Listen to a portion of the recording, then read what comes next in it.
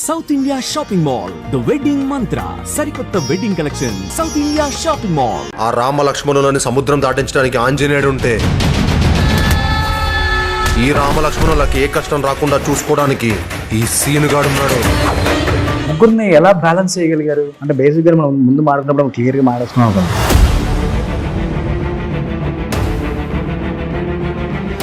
Especially scene కుంకంలో ఉండి my God, scene గారు performance కొద్దిగా సినిమా నెక్స్ట్ లెవెల్ ఉన్నాడు. ఆల్రెడీ వీళ్ళకి ప్లాప్లు ఉన్నాయని కొంతమందికి తెలుసు. డైరెక్టర్ మంచి డైరెక్టర్ అయినా కానీ కథ వీళ్ళతో తీస్తున్నాడు కాబట్టి ఎలా ఉంటుందో చెప్పలేమని ఒకటి ఇవన్నీ ఉంటాయి కదా, మిక్స్డ్ టాక్ ఉంటుంది. సినిమా రివ్యూ అట్లనో ఇది కూడా అట్లనే. ఇవన్నీ వేరే వాళ్ళతో డిస్కస్ చేసినప్పుడు లేకపోతే వేరే వాళ్ళు మీతో డిస్కస్ చేసేటప్పుడు సినిమా తీసినప్పుడు ఇలాంటివి జరిగాయి అసలుకి? నేను అందుకే భరించాను. చాలా మంది నరేష్ గారికి హిట్లు లేవు కదా, భద్రాచలం బొగ్గు గల్లన్నీ మనయ్య అని చెప్పేసి విన్నాను. ఈ మాట నడుస్తుంది అక్కడ. సో ఎమ్మెల్యే ఎవరైనా డిసైడ్ చేశారో కూడా విజయ్ అక్కడ. ఈ స్టోరీ అంతా ఎవరో తెలియదు. ఈ యాంగిల్ 4 years కోసారి 3 years కోసారి యాక్షన్స్ వస్తాయి. ఆ ఎలక్షన్స్ టైంలో ఇప్పుడున్న జనరేషన్ లో ఒక కథ 8 నెలల్లో సినిమా కథ చెప్పడం జరుగుతుంది, సినిమా షూటింగ్ చెప్పడం జరుగుతుంది, రిలీజ్ కూడా చేస్తున్నారు.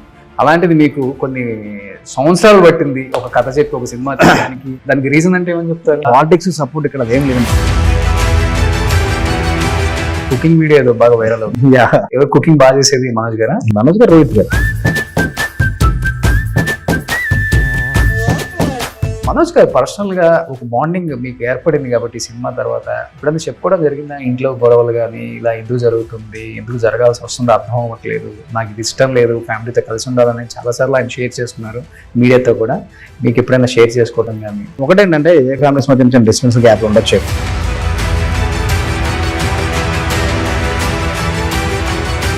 నెక్స్ట్ సినిమా ఏంటి? నాగచైతన్యంలో బయట టాక్ ఎప్పుడైనా కానీ నువ్వు ఎప్పుడు కదలడే ఎప్పుడు రమ్మంటారు. Hi hello, welcome to Suman TV. నేను మీ Roshan. Right now I'm with Vijaya Kanakam Medala. Hi hi hi, ఎలా ఉన్నారు విజయ్? బాగున్నాను. So Ugram and Naandhi, so ఆ తర్వాత భైరవం. సో నాందితో మీరేంటో మొత్తం ఇండస్ట్రీకి తెలిసిపోయింది. ఉగ్రంతో ఓవరాల్ అసలుకి ఇలాంటి ఒక డైరెక్టర్ ఉన్నాడా, సో ఇంత టాలెంట్ ఉండి ఇన్ని సంవత్సరాలు అసలు ఏమైపోయాడు అనేది కూడా డిస్కషన్ జరిగింది. బట్ నాంది, ఉగ్రం ఈ రెండు కూడా మిమ్మల్ని మీరు ప్రూవ్ చేసుకున్న సినిమాలు. అండ్ నరేష్ గారు మీకు ఇచ్చిన ఆపర్చునిటీ అనుకోవచ్చు, లేకపోతే మీ మీద ఉన్న నమ్మకం కావచ్చు, ఏదైనా కానీ ఈరోజు మీరు యావత్తు తెలుగు రాష్ట్రాల్లో ఉన్న ప్రజలకి అంటే ఆ ఇనిషియల్ కనకం మేడల ద్వారా విజయ్ అనే ఒక వ్యక్తి, ఒక డైరెక్టర్ ఉన్నాడని చెప్పేసి తెలిసిపోయింది. At the same time Bhairava trailer ఎక్స్ట్రాడినరీగా ఉంది. Thank you. నా బూత్తో నా భవిష్యత్తు. Thank you so much. నాకు అనిపించింది ఫస్ట్ టైం వీళ్ళ ముగ్గురికి మళ్ళీ ఇంతకన్నా మంచి కంబ్యాక్ మూవీ రాదేమో ఈ టైంలో అనిపించింది. ఓవరాల్గా వస్తున్న రెస్పాన్స్ లేకపోతే సినిమా మీద మీరు పెట్టుకున్న ఎక్స్పెక్టేషన్స్ చాలానే ఉంటాయి కాబట్టి ఏం చెప్తారు ఫస్ట్ దాని గురించి? నేను డెఫినెట్గా ఆడియన్స్ పెట్టుకున్న ఎక్స్పెక్టేషన్స్ 100% రీచ్ అవుతాం కంపల్సరీ. టేజర్ ట్రైలర్ ఏ రేంజ్లో ఉందో సినిమా దానికి మించి అంతగా నాకు రేంజ్లో ఉంటుంది. అది మాత్రం నేను ఆడియన్స్కి నేను అష్యూరెన్స్ ఇవ్వగలను. ఓకే, సో ప్రేక్షకుల మటుకు నిరుత్సాహం పరిచే అవకాశమే లేదు. వాళ్ళు ఎంత ఎక్స్పెక్టేషన్ పెట్టుకుంటే డెఫినెట్ దానికన్నా ఎక్కువ రీచ్ అవుతారు. ఎందుకంటే విజయ్ అంటేనే వెంటనే గుర్తొచ్చేది ఒక టైప్ ఆఫ్ జోనర్ని మా పిచ్చెక్కిస్తాడు, చంపేస్తాడు ఏమో స్క్రీన్ మీద. ఇలాంటి సినిమాలు విజయ్ తప్పితే ఎవరు తీయలేరురా అనిపించుకున్నారు. ఈ జోనరే ఇష్టమా లేకపోతే ఏంటి అసలుకి పర్టికులర్గా? అలా లేదండి, అంటే ఒక్కొక్క కథకి ఒక ప్రజెంటేషన్ ఉంటుంది. ఇప్పుడు నాంది విగ్రహం అలా ప్రజెంట్ చేయాలి కాబట్టి అలా ప్రజెంట్ చేస్తాను. ఇప్పుడు భైరవ్ వస్తే కొంచెం కమర్షియల్గా ఉంటుంది ప్రజెంటేషన్. ఈ కథలో ఉన్న ఎమోషన్స్ ఏంటి కొంచెం నాంది విగ్రహం లాగా మనం ప్రజెంట్ చేయడానికి చేస్తే వర్కౌట్ అయ్యేది కాదు. ఈ సినిమాలో కోర్ ఎమోషన్స్ని కొంచెం కమర్షియల్గా ప్రజెంట్ చేయాలి. ఈ సినిమా కొంచెం కమర్షియల్గా ఉంటుంది నాంది విగ్రహం కన్నా. ఓకే, సో కథ రాసుకునేది ఇప్పుడు అనుకున్నారా? నారా రోహిత్, బెల్లంకొండ శ్రీను, మంచు మనోజ్ ఈ క్యారెక్టర్స్ కి అనుకున్నప్పటి నుంచి ఈ ముగ్గురిని అప్రోచ్ అయ్యాం. ముగ్గురిని ఓకే చేసుకుని సినిమా చేసాం. అంతే అంతే, రాసుకున్నాక ఓకే అయ్యారు. అనుకున్నప్పుడు అంటే ఓకే చేసుకున్నాక రాసుకోం కదండి. మొత్తం అనుకున్న ప్రాసెస్ అదంతా అయిపోయిన తర్వాతే ముగ్గురు దగ్గరికి వెళ్ళి అప్రోచ్ అయ్యి ముగ్గురికి నేరేషన్ ఇచ్చి ఓకే చేయించుకున్నాం. ఓకే, అంటే స్క్రీన్ మీద ఒక హీరోతో సాటిస్ఫై చేయటమే ఒక డైరెక్టర్ చాలా కష్టం. అలాంటిది ముగ్గురిని పెట్టి వాళ్ళు నాకు కొంచెం వెయిటేజ్ ఉండాలి క్యారెక్టర్ అంటారు, లేకపోతే అతనికి కొంచెం ఎక్కువ వెయిటేజ్ ఉంది నాకు తక్కువ ఉందని, ఇవి డెఫినెట్గా డిస్కషన్స్ వస్తాయి ఒక డైరెక్టర్తో. ముగ్గురిని ఎలా బ్యాలెన్స్ చేయగలిగారు? అంటే బేసిక్గా మనం ముందు మాట్లాడినప్పుడు క్లియర్గా మాట్లాడుకున్నాం అనుకోండి, ఏ ఇబ్బంది ఉండదు. కథలో మీ క్యారెక్టర్ది, మీ స్క్రీన్ ప్రెజెన్స్ ఎంత ఉంటుంది, ఇన్ని సీన్స్ ఉంటాయి, మీ క్యారెక్టర్ అని క్లియర్గా మాట్లాడామనుకోండి, ఫర్దర్గా ఇబ్బంది ఉండదు కదా. అంత సింపుల్ ఓపెన్గా డిస్కషన్లు ఉంటాయి. ఇప్పుడు ఇబ్బంది మనం కొన్ని హైడ్ చేసుకొని మీకు ఉంటుందని చెప్పి మన అందరూ తెలియదు అనుకున్నప్పుడు ప్రాబ్లమ్స్ వస్తాయి. మనం ఓపెన్గా మన సినిమా అయితే మన సినిమాలో 3 క్యారెక్టర్స్, మీ క్యారెక్టర్ ఒక పరిధి ఎంతవరకు ఉంటుంది, మీ క్యారెక్టర్ లిమిటేషన్స్ అయినప్పుడు ఫర్దర్గా డిస్కషన్స్ రావు కదా. ముందు బిఫోర్ ఉంటాయి, ఇదేంటి అనుకుంటే అక్కడ మనం ఇది కాదు, ఈ క్యారెక్టర్ ఎంతవరకు ఉండాలనుకుంటున్నాయి అని వాళ్ళు మనం కన్విన్స్ చేసుకున్న తర్వాత ఎక్కడే ప్రాబ్లం రాదు కదా. ప్లస్ ఆబ్వియస్లీ ఏంటంటే ముగ్గురు చాలా క్లోజ్ ఫ్రెండ్స్. వాళ్ళు మనోజ్ గారు, రోహిత్ గారు బాగా క్లోజ్ ఫ్రెండ్స్. మనోజ్ గారు, సాయి గారు చిన్నప్పటి నుంచి ఫ్రెండ్స్. సాయి గారికి, రోహిత్ గారికి మంచి రిలేషన్ ఉంది, అందువల్ల మనకి ఎక్కడ ఇబ్బంది అవ్వలేదు. ఓకే, అలా తగ్గొట్టేశారు. అలా నాకు ఈజీ అయిపోయింది ఫస్ట్ నాకు. ఓకే, ఎస్పెషల్లీ సీను ఒక కుంకంలో ఉండి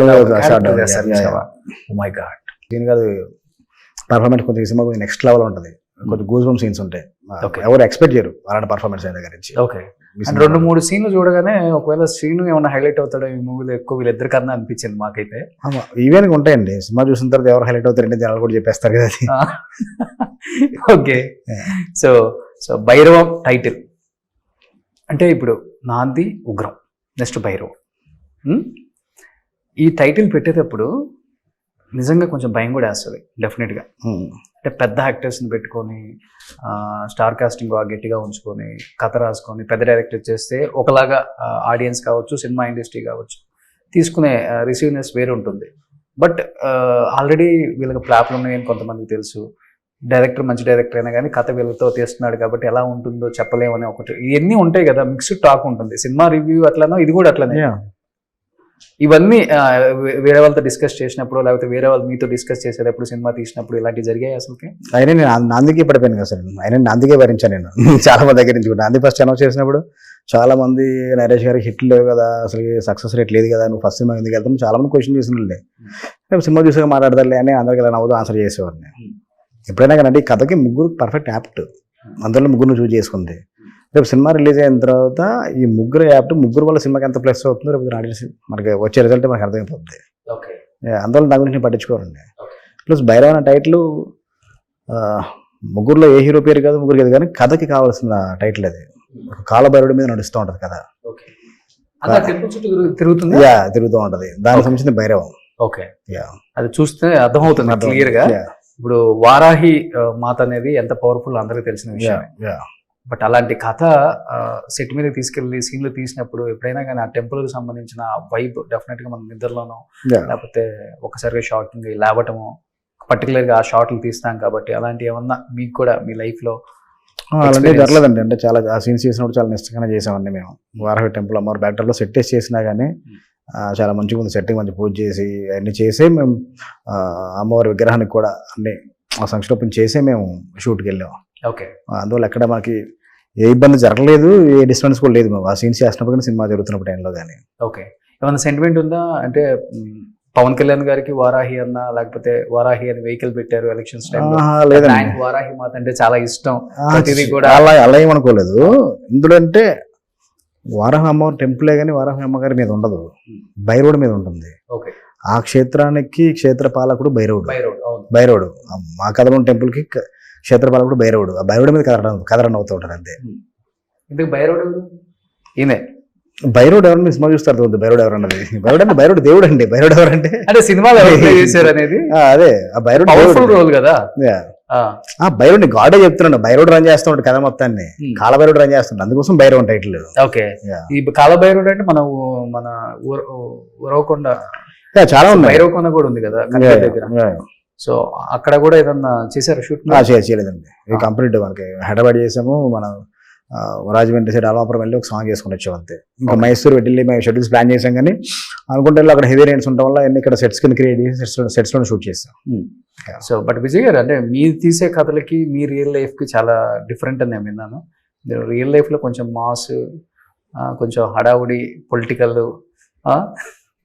భద్రాచలం బొగ్గు గన్లన్నీ మనయ్య అని చెప్పేసి విన్నాను. లేదండి మీ మాట నడుస్తుంది అక్కడ. సో ఎమ్మెల్యే ఎవరైనా డిసైడ్ చేశారు కూడా విజయ్ అక్కడ ఒక ఓట్ బ్యాంక్ ఉంటుంది ఆయన. ఈ స్టోరీ అంతా ఎవరో తెలియదు, ఈ యాంగిల్. అంటే నేను కాదండి, అంటే యాక్చువల్గా అంటే నేను బేసిక్ అంటే నా సినిమాలు ఎలా ఉంటాయో నేను అంతే హానెస్ట్గా నేను కూడా బయట అలాగే ఉంటాను. నేను కదండి పొలిటికల్ అన్నయ్య ఉన్నాడు, ఒక బొగ్గు ఫ్యాక్టరీ కదా, ఐటీసీ కంపెనీ, ఒక పెద్ద పేపర్ మిల్ ఉంది. అందులో మా బ్రదర్ మా అన్నయ్య యూనియన్ లీడర్ అనమాట. అంతే తప్ప మీరు అనుకున్నంత కూడా యాంగిల్ అదేం లేదు. అంతలో వెల్ ఆఫ్ ఒక హ్యాపీ. మా బ్రదర్ మంచి పాలిటిక్స్ లో ఉన్నాడు. మొన్న సెకండ్ టైం కూడా మళ్ళీ గెలిచాడు. అది 4 years ఒకసారి 3 years ఒకసారి ఎలక్షన్స్ వస్తాయి. ఆ ఎలక్షన్స్ టైంలో ఎప్పుడైనా 2 days మనం హెల్ప్ చేస్తుంటాం తప్ప అసలు కంప్లీట్ పాలిటిక్స్ కి నాకు చాలా క్వైట్ కాంట్రాస్ట్. అది మనకి ఫిట్ అవ్వని జాబ్ అది. ఎందుకంటే టచ్ కూడా ఉండదు మీకు. టచ్ పరిచయాలు అయితే ఉంటాయండి, కాదంటే ఆ ఇష్యూ అనేది మనకి ఫిట్ అయ్యేది కాదు పాలిటిక్స్ అనేది. ఎందుకంటే నేను కమిట్మెంట్ ఇచ్చానంటే కమిట్మెంట్ ఫుల్ఫిల్ చేయాలి. కానీ పొలిటిషియన్ 100 ఉంటాయి, అది చేయడానికి 100 రీజన్స్ ఉంటాయి. దాన్ని ఏదో ఒకటి చెప్పి దాన్ని ఓవర్కమ్ చేసి బయటికి రాగలదు. కానీ నేను నవలాల కాదు. మీకు మాట ఇచ్చంటే మాట స్టిక్ అని నేను ఆ మాట నేను ఫుల్ఫిల్ చేయాలన్నమాట. అందువల్ల నాకు సెట్ అవుతుంది. మంచి ఫ్యామిలీ బ్యాక్గ్రౌండ్ ఉంది, పొలిటికల్ గా కూడా బాగానే టచెస్ ఉన్నాయి. ఇప్పుడు ఇవాళ రేపు అసలుకి ఇప్పుడున్న జనరేషన్ లో ఒక కథ 8 నెలల్లో సినిమా కథ చెప్పడం జరుగుతుంది, సినిమా షూటింగ్ చెప్పడం జరుగుతుంది, రిలీజ్ కూడా చేస్తున్నారు. అలాంటిది మీకు కొన్ని సంవత్సరాలు పట్టింది ఒక కథ చెప్పి ఒక సినిమా చేయడానికి. దానికి రీజన్ అంటే ఏమని చెప్తారు? సపోర్ట్ లేక, పాలిటిక్స్ సపోర్ట్ ఇక్కడ అదేం లేదండి. బయట 100 రకాలు మాడుకుంటారు కానీ మనం చెప్పిన కదా హీరోకి నచ్చలేదు అంతే. హీరోకి నచ్చలేదు మనం చెప్పలేకపోయాం అంతే. మనం కథ తప్పు రాసుకున్నాం గొప్ప రాసుకున్నాం పక్కన పెడితే, ఇప్పుడు మీరు హీరో అనుకోండి, మీరు జోనర్ల సినిమా చేద్దాం అనుకుంటారు, నేను మీకు ఆడగా వేరే కథ చెప్పాను అనుకోండి, మీరు యాక్షన్ సినిమా చేద్దాం అనుకున్నారు, నేను మీకు ఫీల్ గుడ్ లవ్ స్టోరీ చెప్పా, ఎంత గొప్పకున్నా మీకు కరెక్ట్ అవ్వదు కదా అది. అలా చాలా రీజన్స్ తో మనకు వర్కౌట్ అవ్వలేదు సినిమాలో అంతే. సో నాంది ఎంతమందికి చెప్పిన తర్వాత అలా నరేష్ వర్కౌట్ అయింది? నాంది ఓన్లీ నరేష్ గారికి మాత్రం చెప్పాను నాంది. ఎందుకంటే ఆ కథ రాసుకున్న టైంలోనే ఇంత ఇన్నోసెంట్ క్యారెక్టర్ ఇవన్నీ చేయాలంటే మాస్ ఫాలోయింగ్ ఉన్న హీరో ఉండకూడదు, అందరూ ఓన్ చేసుకున్న హీరో ఉండాలి. అప్పుడే ఎమోషన్ పెయిన్ వస్తుంది. ఫ్యామిలీ ఎమోషన్స్ ఓన్ చేసుకున్న హీరో ఉండాలనేసి నరేష్ గారు అనుకో, నరేష్ గారికి నేరేషన్ ఇచ్చు వెంటనే షూట్కి వెళ్ళాం అంతే. సో సింగిల్ హీరోకి చెప్పి కథ ఓకే చెప్పించుకొని కథ సినిమా షూటింగ్ చేసిన ఏకైక డైరెక్టర్ మీరేనా? నేను ఆల్మోస్ట్ తర్వాత సినిమా నేను అంటే ఆల్మోస్ట్ చాలా మంది హీరోకి కథలు చెప్పానండి. కానీ ఆల్మోస్ట్ ఒక్కొక్క హీరోకి ఏ హీరోకి ఆ హీరో కథలు చెప్పాను తప్ప ఒక దగ్గర అయింది ఇంకో దగ్గర చెప్పలే. ఒక 1-2 స్టోరీస్ ఏమో తప్ప. ఎందుకంటే ఈ కథ ఈ హీరోకి బాగుంటది అనుకున్నప్పుడు ఆ జోనర్లో ఉన్న హీరోకి చెప్పాను తప్ప ఒకటే కథ తీసుకుని 10 మంది తిరిగిన రోజులు లేవు. ఈ 2-3 హిట్లు పడ్డ తర్వాత అయినా కానీ డెఫినెట్ గా విజయ్ టాలెంట్ ఏంటో ఆల్రెడీ స్క్రీన్ మీద చూపించాడు, బిగ్ స్క్రీన్ మీద ప్రూవ్ చేసుకున్నాడు. మనం ఆల్రెడీ కథ చెప్పారు కాబట్టి సినిమా చేద్దాం మళ్ళీ ఒకసారి పిలిపించాను అన్ని. ఇప్పుడు నా దగ్గరతో మాట్లాడారు, ఒకరితో మాట్లాడారు, అన్ని వాళ్ళకున్న కమిట్మెంట్స్ అన్ని కూడా అవ్వాలి కదండి. అలాగే ప్రతి హీరో కూడా అందరూ కూడా ఒక 3-4 ఫిల్మ్స్ లైన్అప్ లో పెట్టేసుకున్నారు. అందులో నాయి కూడా డిస్కషన్ జరుగుతున్నాయి.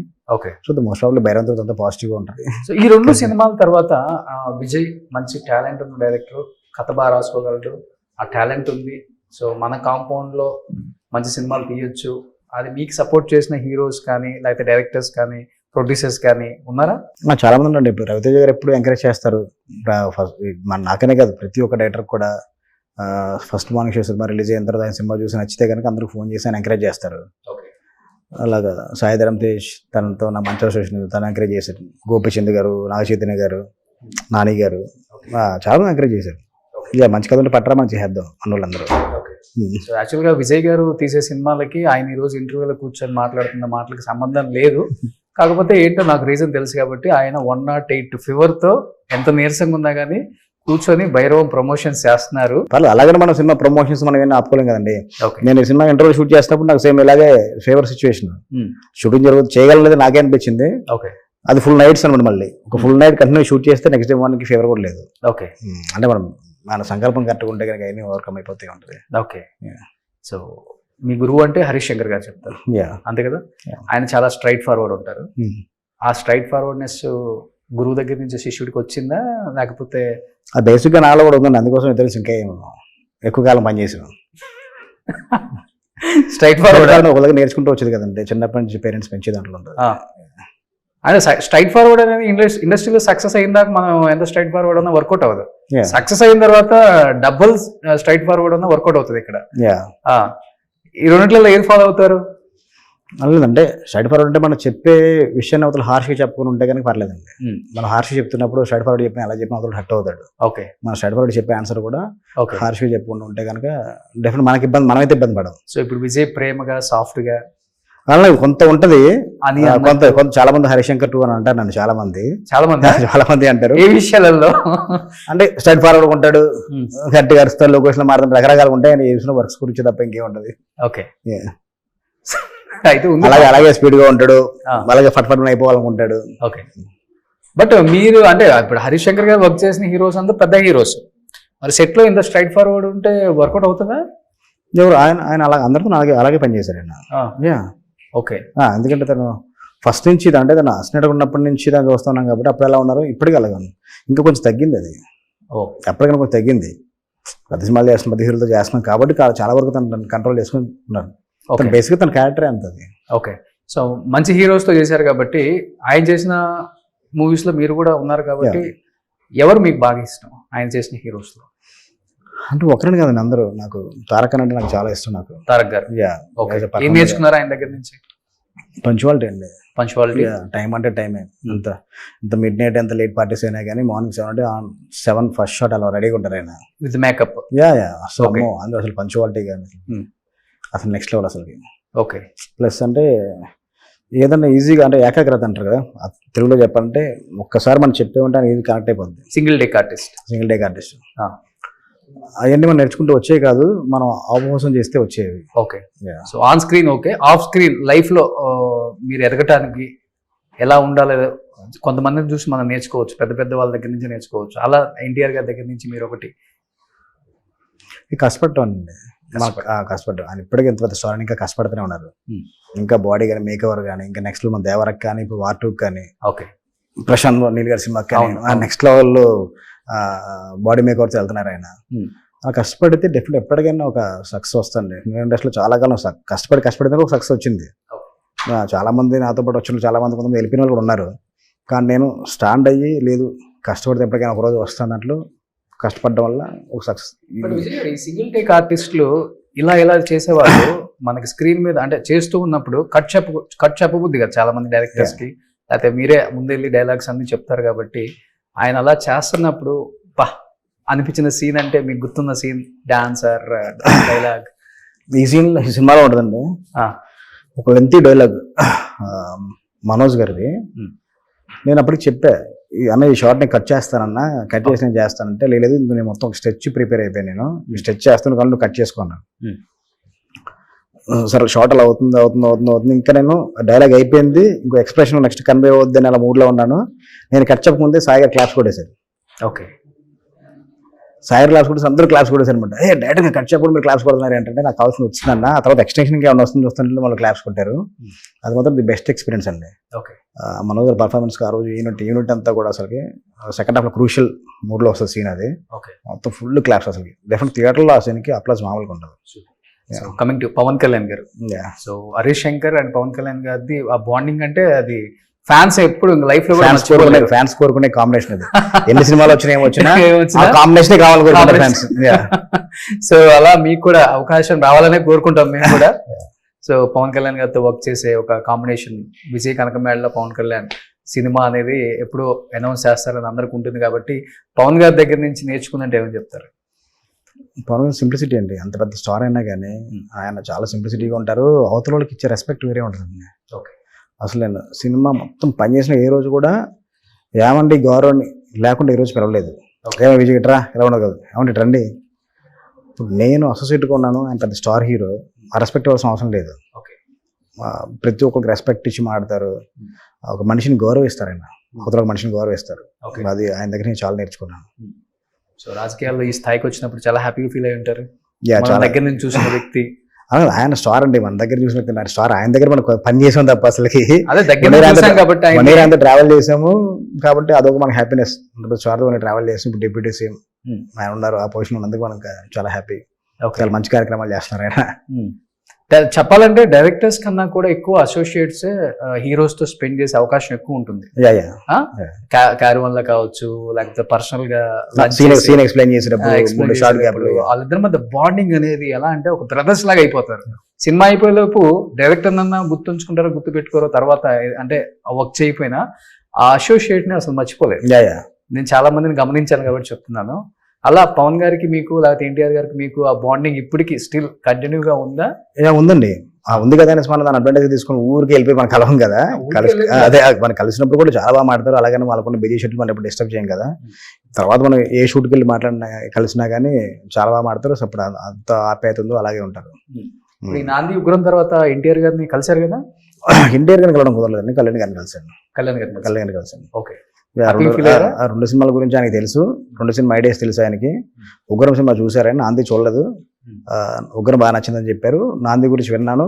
నాంది ఐడియా ఏంటంటే ఐడియాగా చెప్పాను ఆయనకి. బాగా నచ్చింది ఆయనకి. ఓకే. సో ప్రతి డైరెక్టర్ ఉంటుంది డెఫినెట్ గా ఫ్యాన్ బై మూమెంట్ ఉంటుంది. నేను ఒక సినిమా తీస్తే డెఫినెట్ గా ప్రీమియర్ షో ఇంట్లో స్పెషల్ గా తీసుకెళ్లి ఈ సినిమా ఈ హీరోకి చూపించి ఆయన కళ్ళల్లో ఆనందాన్ని చూడాలి అన్న ఒక ఫీలింగ్ డెఫినెట్ గా ఉంటుంది. కాబట్టి మూమెంట్ ఎవరికి భైరవం చూపిస్తే అంటే నాకు దానికన్నా ముందు నాకు ఆడియన్స్ నుంచి ఒక పాజిటివ్ రిపోర్ట్ వస్తే చాలా నేను కోరుకుంటానండి. హీరోస్ అనే వాళ్ళు ఎవరైనా కానీ మనం ఇష్టంతో చూసిన తర్వాత మనకి బాగుందని చెప్పచ్చేమో. ఓకే. ఒక నచ్చపోయినా కానీ ఆడియన్స్ అయితే రిజల్ట్ అయితే ఇవ్వరు కదా మనకి. మనకు అందరు హీరో చూపించాలి, నెక్స్ట్ వాళ్ళ హీరోతో మనం పనిచేయాలి మనకు ఉంటుంది.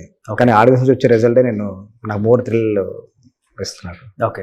సో ఇప్పుడు ఈ ముగ్గురులో చెప్పాలంటే సీనియర్ యాక్టర్ అంటే మనోజ్ గారు అంతే కదా. ముందు ఎంట్రీ ఇచ్చారు అందరికన్నా. మీకన్నా ముందే వచ్చారు అనుకుంటే ఇండస్ట్రీకి ఆయన. అంతే ఆల్మోస్ట్ నాకన్నా ముందు వచ్చారు ఆయన. దొంగది ఎప్పుడు దొంగ. సో వీళ్ళిద్దరు జూనియర్స్ అయిపోయి అంతే కదా. So rocking star. సో ఆ ఊపు ఆ కసి ఎప్పటికీ అలాగే ఉందండి. ఆ ఎనర్జీ ఎక్కడ మిస్ అవ్వలేదు. ఎక్కడ మిస్ అవ్వదు ఎనర్జీ. ఆయన ఉంటేనే ఒక ఎనర్జీ. ఆయన ఉంటేనే అసలు మొత్తం సెట్ అంతా నవ్వులు పువ్వుల కింద ఉంటుంది అనమాట.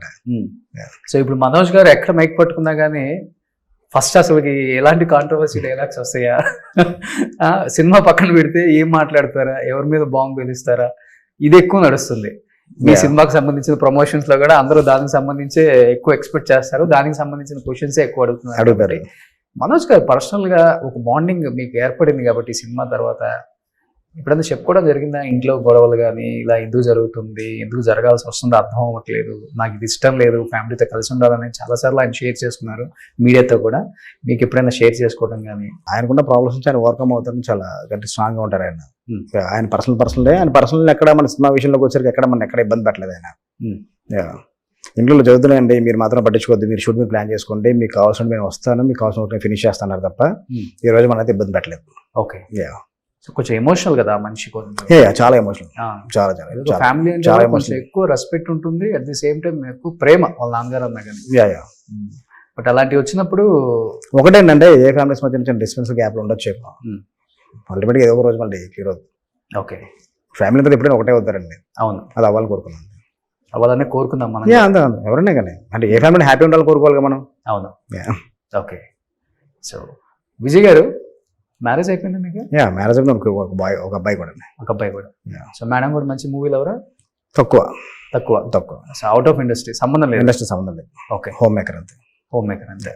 సో ప్రతి డైరెక్టర్ హిట్లు కొట్టే కొంది వెనక నుంచి కూడా ఏదో ఒకటి వస్తూనే ఉంటుంది మన మీద, కాంట్రవర్సీ, రూమర్స్, గాసిప్స్ వినాల్సి వస్తుంది. అలా మీ గురించి మీరు విన్నది ఏంటి? లేదు వెళ్ళదు, ఇంకా గాసిప్స్ అయితే వినలేదు. చూద్దామని వస్తే వింటాను. లేదు అదే సెట్ లో కోపంగా కొడతారు అసిస్టెంట్, సరిగా లేకపోతే వచ్చి కొట్టేస్తారు ఆయన అని చెప్పి అంటారు. నేనైతే చెప్పాను మరి, మీరైతే ఉన్నారో కానీ మరి నేను వెంటనే దానికి ఆన్సర్ చేసాను. నాకు నా నోటీస్ అయితే ఇప్పుడు రాలే మరి. కూల్ అయితే 90% కూల్గానే ఉంటామండి. ఓకే. ఎవరు ఫేవరెట్ డైరెక్టర్ మీకు? వర్మ గారి నుంచి ఇన్స్పైర్ అయ్యి వచ్చామంటే, తర్వాత రాజమౌళి గారి సినిమాలు నేను ఎక్కువ ఫాలో అయ్యాను. ఎలవ రాజమౌళి అందరూ ఈవెన్ అంటే ఒక్కొక్క సినిమా నుంచి ఒక డైరెక్టర్ నుంచి ఒకటి నేర్చుకుంటాం. సందీప్ రెడ్డి వంగ గారు ఒక స్టైల్లో బ్రెయిన్ చేశారు యానిమల్ని. అలా ఒక్కొక్క డైరెక్టర్ నుంచి ఒకటి ఇప్పటికీ మనం ఎవ్రీడే లెర్నింగే కదా, ఒక డైరెక్టర్ మనం చెప్పలేము. ఓకే. ఫస్ట్ మనం ఒకరి నుంచి ఇన్స్పైర్ అయ్యి వచ్చినా కానీ అతను చాలా మంది డైరెక్టర్, పూరి గారు, వినయ్ గారు, తేజ గారు ఒక టైంలో. ఓకే.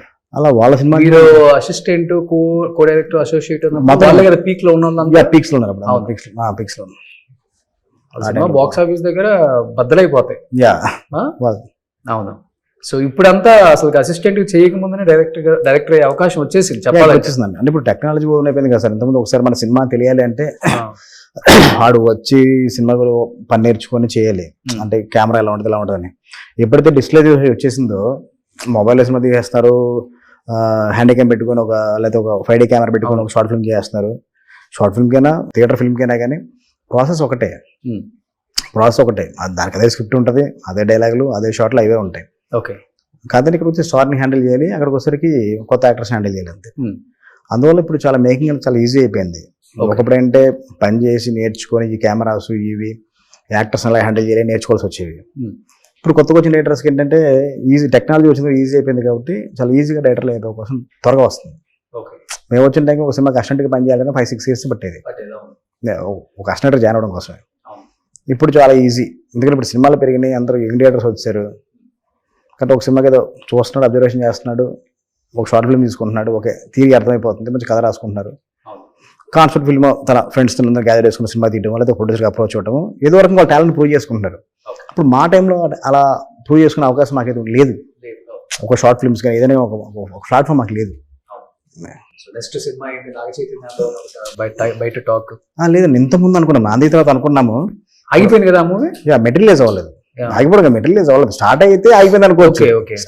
కథ విన్న తర్వాత అదే ఫైనల్ గా మనం కథ ఒప్పించలేకపోయి మన సినిమా ఎక్కలేదండి అంతే. ఓకే. ఫైనల్ గా ఏదో రోజు మళ్ళీ మనం కథ ఒప్పించండి మన సినిమా ఉంటుంది. ఓకే.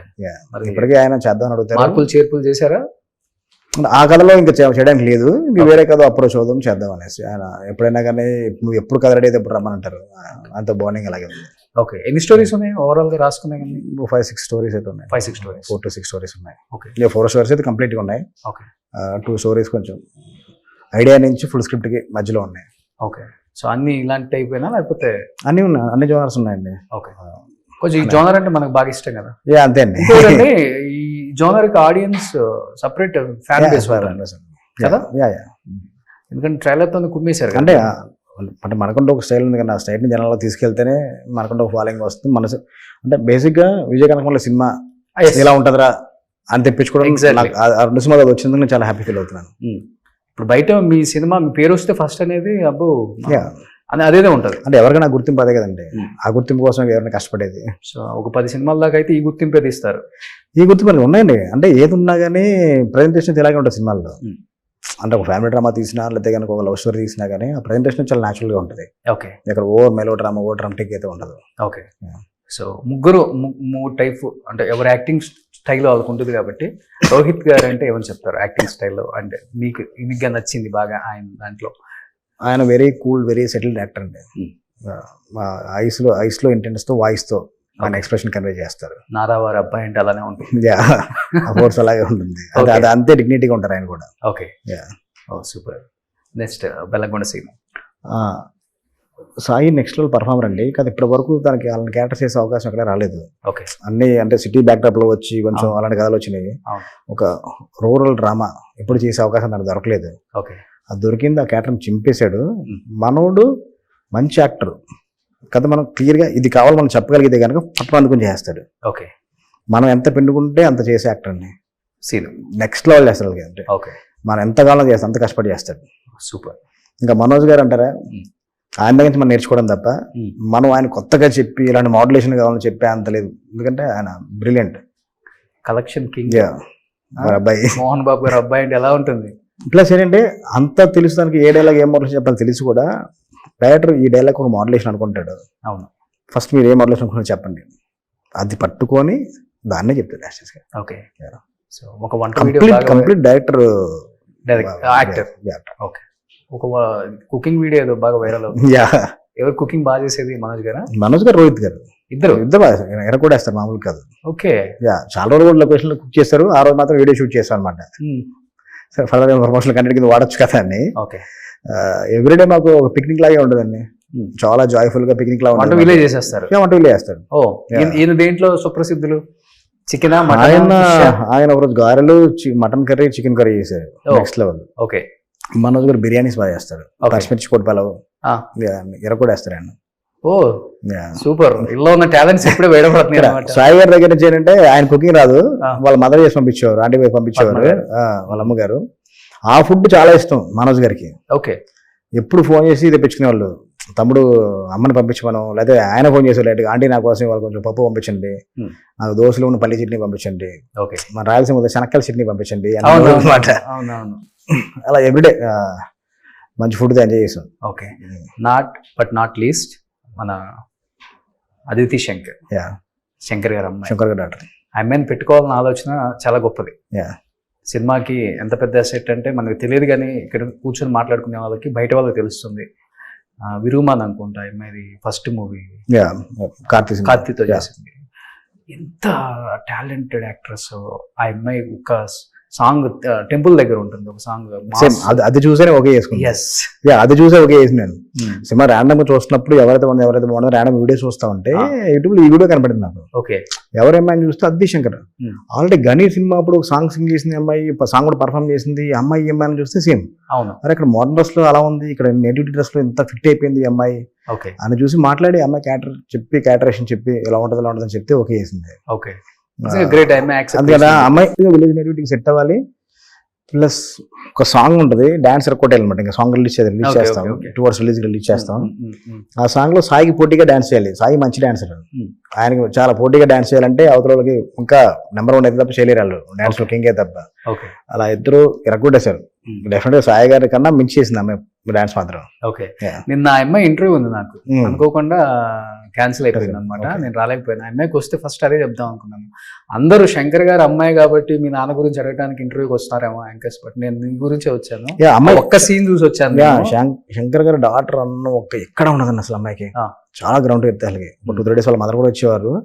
నిజంగా చూసి అంత పెద్ద డైరెక్టర్ అసలుకి ఎక్కడన్నా మనకు కొంచెం యాటిట్యూడ్ ఏమైనా ఉంటుందా అనుకునే వాళ్ళని తప్ప వాళ్ళకి. ఒక 1 week అయిపోయిన తర్వాత సాయి గారు అడిగారు, బ్రో నిజంగా శంకర్ గారు డాక్టర్ ఎవరో ఈ అమ్మాయి అసలు ఎంత కూల్గా ఇలా ఉందో అసలుకి, ఏంటి అసలు అది కొంచెం అలా రెసిడీగా అలా ఉంటారు కదా, అలా లేదు అసలుకి. అందరూ జోకులు వేసుకుంటూ జోగులకి అసిస్టెంట్లతోనే మీ అసిస్టెంట్లతోనే ఒక 60-70 రోజులు షూటింగ్ అయిపోయినట్టు ఉంది అంటే అమ్మాయి. ఇప్పుడు ఎంటర్ 1 week కూడా అవ్వలేదు అసలుకి. ఓకే, అంటే అసలు ఎక్కడ ఇంచు కూడా అమ్మాయికి ఎక్కడ ఉండదు. ఓకే, ఫాదర్ కూడా చెప్తారు ఒక దాంట్లో, సినిమా రిలీజ్ అయిందంటే విజిల్ వేసి డాన్స్ వేసి కేకలేసి సినిమా చూసి ఒక క్యారెక్టర్ మా కూతురు అని చెప్పేసి. అవునవును, అసలు ఎక్కడ కనిపించింది ఆ అమ్మాయి శంకర్ గారి కూతురు. ఇంకొకటి, ఆ అమ్మాయి ఎంత పెద్ద హీరోయిన్ అవుతుందో మనం తొందరలోనే చూస్తాం. ఇప్పుడు శృతి హాసన్ గారు అన్నా కానీ కమల్ హాసన్ గారు కూతురు కాబట్టి చిన్న హీరోలతో చేయకూడదు, కొత్త డైరెక్టర్స్ తో చేయకూడదు అని ఒక రెస్ట్రిక్షన్స్ తెలుగులో చేశారు. చెప్పాలంటే వాస్తవం అంటే తప్పు పట్టకూడదు, రేసుగురం కావచ్చు, గబ్బర్సింగ్ కావచ్చు, ఇలాంటివి తర్వాత చేయలేదు తన అవుతాం. కానీ శంకర్ గారు అమ్మాయి ఎంత పెద్ద డైరెక్టర్ కూతురు అయినా కానీ, అక్కడ కార్తీతో ఫస్ట్ మూవీ చేసినా కానీ తెలుగులో కథ నచ్చి నేను సినిమా చేస్తానని 10 చోట్ల చెప్పారంట. అవునవును, కథ వస్తుంది. అవును, కథ తన క్యారెక్టర్, కథలో నా క్యారెక్టర్ ఎంతవరకు ఇంపార్టెన్స్ ఉంటుంది, కథ నచ్చితే చేస్తాను అంతే. సో అందుకనే భైరవం ఒక 10-20% ఆ అమ్మాయి పార్ట్ డెఫినెట్ గా బయట ఉంటుంది. సూపర్. సో 30th రిలీజ్ కాబోతుంది కాబట్టి డెఫినెట్ గా హ్యాట్రిక్ మూవీ అవుతుంది. ఏదైనా కానీ first movie super duper hit కాబట్టి సెకండ్ మూవీ కూడా ఇంతకన్నా పెద్ద హిట్ అవుతుందని మీ మీద ఎక్స్పెక్టేషన్ పెట్టుకుని ఉగ్రం కొంచెం మిక్స్డ్ వచ్చినా కానీ ఉగ్రం సినిమా వాజ్ గుడ్. అందరికి బాగా నచ్చిన సినిమా. భైరవం హ్యాట్రిక్ అవ్వాలి, అవుతుంది, అయిపోయింది. Advance congratulations team of Bhairavam. ఏం చెప్పాలనుకుంటున్నారు ఫ్యాన్స్ కి? భైరవం మంచి ఫ్యామిలీ ఎమోషన్స్ ఉన్న మంచి డ్రామా అండి. డెఫినెట్ గా సినిమా చూస్తే ఆ ఫ్రెండ్షిప్ మధ్యన బాండింగ్ కానీ ఫ్యామిలీ ఎమోషన్స్ కానీ మళ్ళీ ఒకసారి మన పాత ఏంటి మనం రీకలెక్ట్ చేసుకోవచ్చు. డెఫినెట్ సినిమా థియేటర్లో చూడండి, ఎందుకంటే దీనికి ఉన్న ఒక బ్యాక్గ్రౌండ్ స్కోర్కి ఆ వైబ్కి థియేటర్లో చూస్తూ ఉంటే ఇంపాక్టే వేరు. సౌండింగ్ నెక్స్ట్ లెవెల్లో ఉంటుంది. మీరు చూసిన మరుక్షణం పక్కన మీ ఫ్రెండ్స్గా చెప్తారు, ఊరే ఇది ఓటీటీ వర్క్ కాదురా థియేటర్లో చూడండి అని మీరే చెప్తారు. అంత మంచి వైబ్ ఇస్తుంది సినిమా మాత్రం. ఈ సినిమా ఓటీటీలో చూడలేము అసలు, థియేటర్లో చూడాలి, ఆ ఫీల్ వేరు. సో డెఫినెట్ గా హిట్ అవ్వాలని మనస్ఫూర్తిగా కోరుకుంటున్నాను. Wish you good luck and team of Bhairavam. Thank you so much. Suman టీవీలో మీ పర్సనల్ అండ్ బిజినెస్ ప్రమోషన్స్ కోసం కింది నెంబర్కి కాంటాక్ట్ చేయండి.